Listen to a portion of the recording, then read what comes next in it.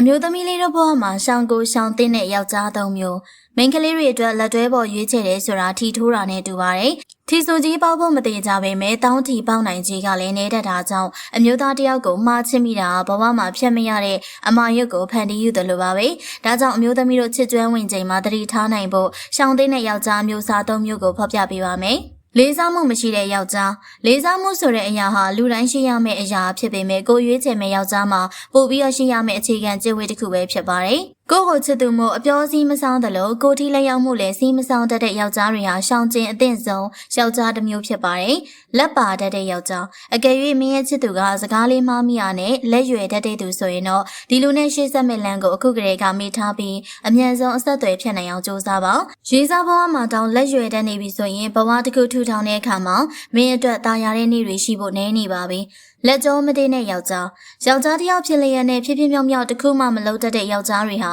ယနေ့ခေတ်မှာအပေါ်ဆုံးတရဝတစ်မျိုးလို့ဆိုရမှာပဲဖြစ်ပါတယ်။နှကန်းနေလေးတစ်ချောင်းလက်ဆောင်ပေးပြီးမှတဘဝလုံးတင်ကြွေးခံခြင်းရဲ့ယောက်ျားတွေလည်းရှိတဲ့အတွက်အထူးသတိပြုဖို့လိုအပ်ပါမယ်နော်။ဒါတွေကတော့အမျိုးသမီးတွေအတွက်ရှောင်ကျဉ်တဲ့ယောက်ျားတွေတဲက၃မျိုးကိုဖော်ပြပေးခဲ့ရပဲဖြစ်ပါတယ်။ကျေးဇူးတင်ပါတယ်ရှင်။